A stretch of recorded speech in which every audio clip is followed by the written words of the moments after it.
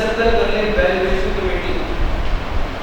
Valuation committee बच्चों ऐसी एक कमेटी होती है जिसमें दो तरह के लोग होते हैं, एक एफबीआर के लोग होते हैं और एक दुकानदार होते हैं जो सेल कर रहे हैं।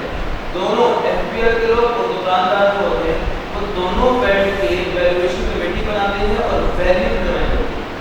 तो देखिए पूरा पढ़ें, the value determined by the valuation committee comprising representatives of trade का मतलब है दुकानदार, रिप्रेजेंटेटिव्स ऑफ ट्रेड का मतलब है दुकानदार। एक पार्टी कौन सी दुकानदारों की, दूसरी पार्टी सुनिए and inland revenue constituted by the commissioner. Inland revenue मतलब एफबीआर एफबीआर तो एक कमेटी बनती है जिसमें दुकानदार होते हैं और एफबीआर के बंदे होते हैं, उसे कहते हैं वैल्यूएशन कमेटी। तो वो बैठ के जो वैल्यू डिसाइड करेगी वो इस वैल्यू से अगर इनवॉइस में करेक्ट अमाउंट डिक्लेयर नहीं की तो फिर सेल इनवॉइस में करेक्ट अमाउंट डिक्लेयर नहीं की तो पॉइंट नंबर 7 पॉइंट 8 देखिए if goods other than taxable goods यानी कि एग्जाम्पल गुड्स की बात कर रहे हैं। If exempt goods are supplied to a registered person for processing,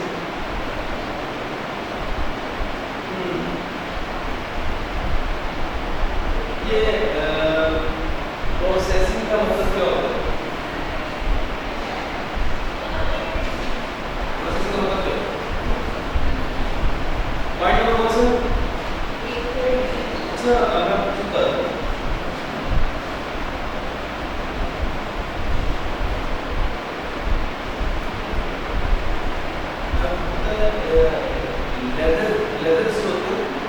leather sheets के लिए लेदर होती है समझिए क्या होती है एग्जाम्पल। अब समझो बात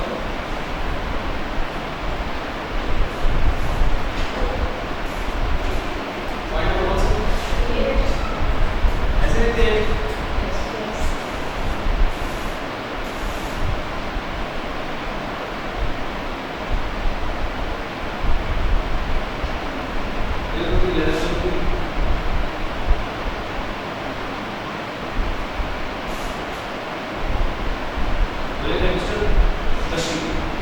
लेदर कंपनी वालों ने क्या किया जरा समझिएगा प्रोसेस को। इन्होंने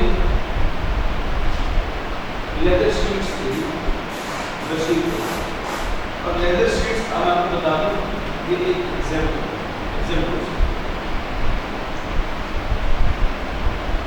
आप देखो बशीर ने पता नहीं क्या किया वो लेदर शीट्स पर प्रोसेसिंग करके एक फिनिश्ड गुड बनाया। Finished goods for example leather bags और वो बना के किस कंपनी को दे दिया, लेदर कंपनी को लेदर कंपनी उस बैग्स को बेच दी।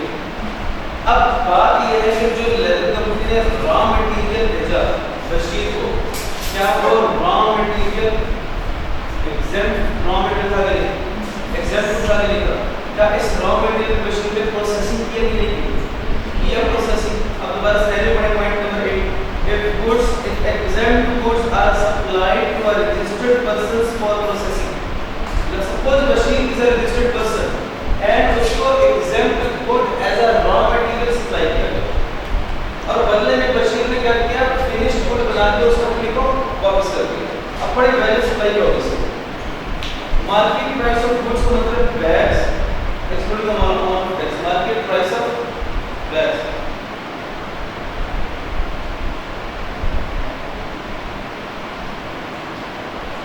यानी कि let's suppose खर्चे क्या क्या हो गए? Let's suppose leather sheets थे 500. Assume leather sheets थे 500. इस पर मशीन क्या की?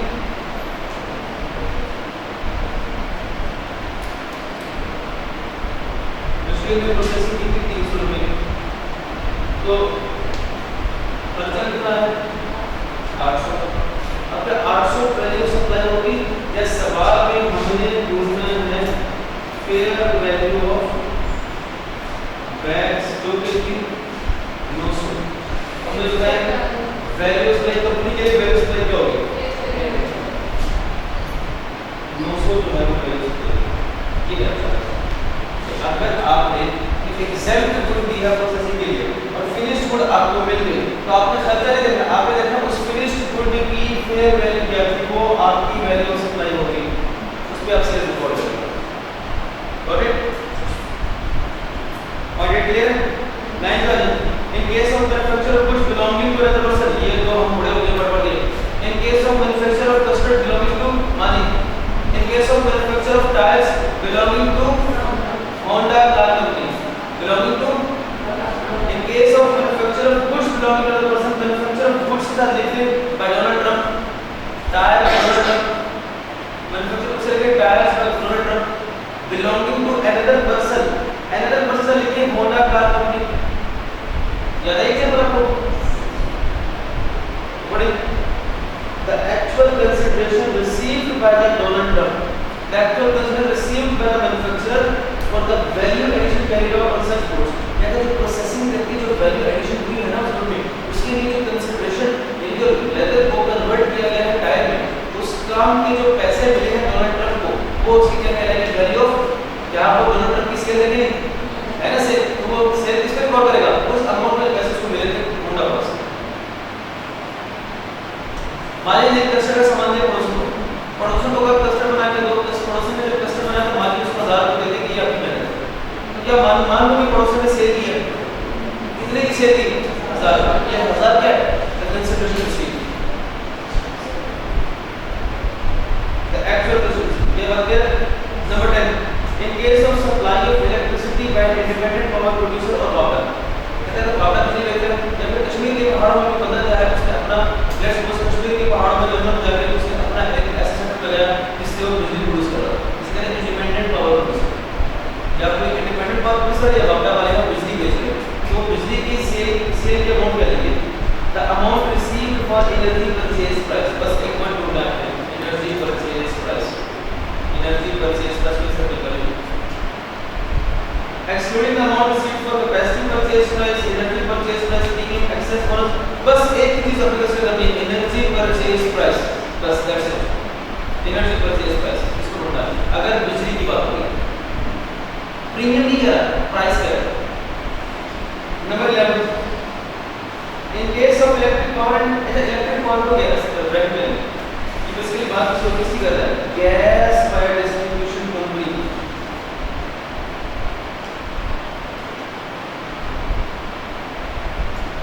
कहता है कि गैस बेच रहे हैं, द टोटल अमाउंट बिल्ड, इसका तो कल अमाउंट बिल्ड को, the total amount billed including price of bijli and price of natural gas, rent, commission और utility taxes, local provincial and federal, but excluding the late payment surcharge and sale tax. कहता है कि company gas distribute कर रही है ना, तो जितने भी खर्चे हुए हैं सारी वैल्यू सप्लाई है, इस दो के अलावा एक सेल्स टैक्स के अमाउंट को ऐड नहीं करना और दूसरा लेट पेमेंट सरचार्ज, इन दो को इग्नोर करते हुए गैस के केस में जितने भी और खर्चे दिए होंगे उन सबको ऐड करके जो भी अमाउंट आ रही है वो वैल्यू सप्लाई करेगा उस गैस के लिए। जबकि बिजली के केस में क्या है? एनर्जी परचेज प्राइस या क्या अमाउंट बिल्ड में क्या आता है? सब कुछ other than sales tax, other than late payment. Number 12, if a person purchased used vehicle, used vehicle, if a person में पहले जो 7-8 है ये ज़्यादा आती है, पहले 8 मोस्ट इम्पोर्टेंट, पर if a person purchased used vehicle from general public, इसने एक जनरल से इस्तेमाल गाड़ी खरीदी, on which tax has already been paid to get on report on public and sell it to the open market after making valuation। भाई मैंने let's suppose रहमत के पास गाड़ी थी, मैंने और रहमत के पास वो गाड़ी 10 साल हो गए रहमत को गाड़ी खरीदी हुई है, रहमत ने लेट्स सपोज इंपोर्ट की थी, क्या रहमत ने इंपोर्ट पे किया होगा नहीं किया होगा? क्या रहमत ने इंपोर्ट नहीं की, पाकिस्तान की लोकल कंपनी से खरीदी, तो क्या मैन्युफैक्चरिंग कॉस्ट रहमत ने पे की कि नहीं की? तो रहमत के पास गाड़ी थी, 10 साल उसने इस्तेमाल की, उसने उसने कभी बेच दी, मैंने जब वो गाड़ी खरीदी तो उसका तो माशाल्लाह दरवाजा हाथ में आ जाए, सीट पे बैठो तो सीट, गाड़ी ब्रेक लगा तो सीट आगे ब्रेक तो पीछे, शीशा अलग है ही उसका, डायरेक्ट नेचुरल एसी वाला निजाम है, सनरूफ की जाती है उनके नाम पे ऊपर वाला छत ही काट के ले गए सनरूफ, और ये गाड़ी की हालत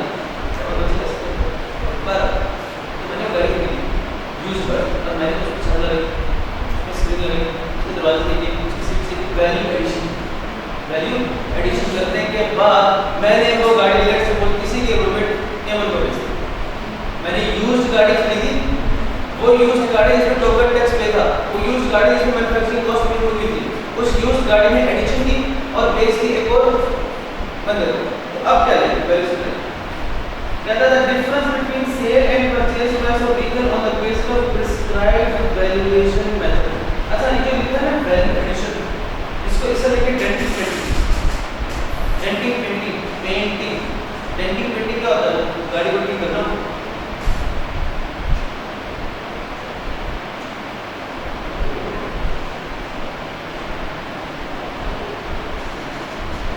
अब देखिए क्या डालिए, चलिए मेरी पॉइंट और बोल सर नेक्स्ट लेट्स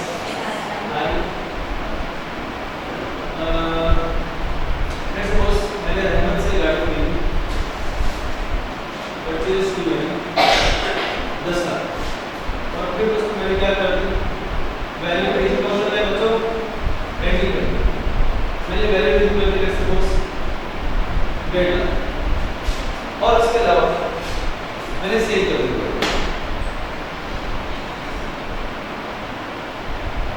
सेल की अब वैल्यू से निकालने के लिए आपके सामने वो दिया हुआ है क्या difference between sale price and purchase price of vehicle on the basis of prescribed valuation method. What is prescribed method? No अभी अब तक कौन सी साइड है,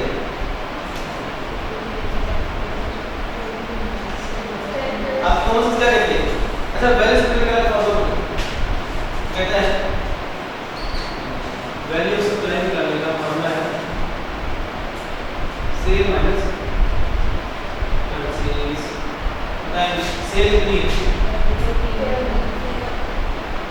माइनस कितने बचे कहते 11.5 लाख, तो कितने कहते 10 लाख, इसका कहने का मकसद ये था कि आपने वैल्यू किया उसकी कोई वर्थ नहीं है, वो आपने अपना खर्चा किया था, यहाँ से 10 लाख की माइनस होगा, वैल्यू से प्लान कितनी हो जाएगी,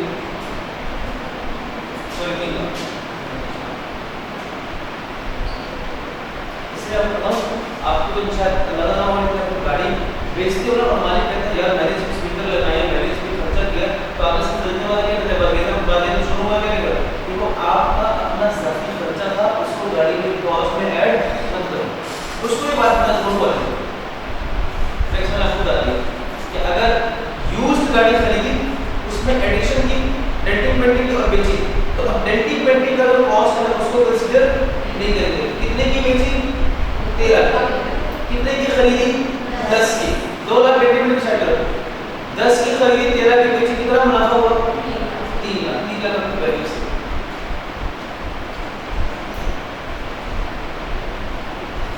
क्या बात है आपने पढ़ा number 3 in case of taxable price with reference to retail tax, बता दें मुझे रिटेल टैक्स किस में होता है, कौन सी आइटम में होता है, थर्ड स्टैंडर्ड में एक बात मैं कर दूं, इससे लिखिए रिटेल थर्ड स्टैंडर्ड, अब जरा थर्ड स्टैंडर्ड की अमाउंट क्या लिखेंगे, बता दो retail price excluding sales tax, sales tax का दूसरा नाम है रिटेल टैक्स, सेल्स टैक्स का दूसरा नाम क्या है रिटेल टैक्स। अब पढ़िए the price of taxable goods को सर्कल कर लो और अब ब्रैकेट में ले लो किसको, excluding the amount of retail tax को ब्रैकेट में ले लो, excluding the amount of retail tax को ब्रैकेट में कहता है द प्राइस ऑफ टैक्सेबल का मतलब क्या है retail price excluding sales tax, ये ऐसे पढ़ा हमने वैल्यू से पहले 200 को लेना है 236 को लेना है, 200 का नाम क्या था रिटेल प्राइस, इसमें क्या चीज अभी ऐड नहीं की सेल्स टैक्स, वो ये कह रहा है the price of taxable good excluding the amount of retail tax which the supplier will charge or such other price assessment बता दो। तो उसको थर्ड स्टैंडर्ड आइटम के केस में बच्चों लिखा ही दे दो, यहाँ देखिए x I triple I import किया तो ये ओवरहेड्स पे किए 60 के कितना हुआ 160, तो इसमें प्रॉफिट वाला ऐड किया था 40 का, इसका 200 का नाम क्या है रिटेल प्राइस, फिर इसमें ऐड किया सेल्स रेट 18%, ये टू द बेसिस है, ये कौन सी आइटम के लिए होता है?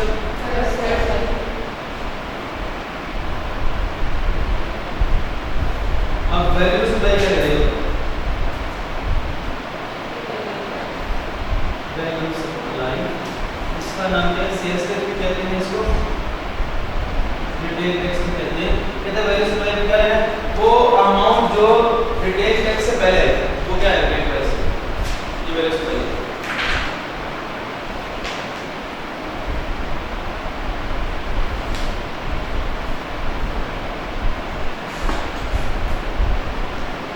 all columns of bookable output varies हो जाएगा क्या? हाँ भाई करेक्ट है, हो जाएगा।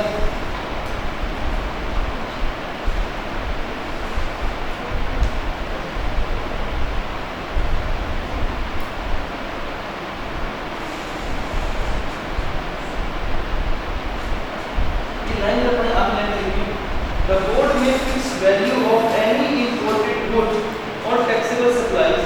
imported goods का लिखिए इंजन, इंजन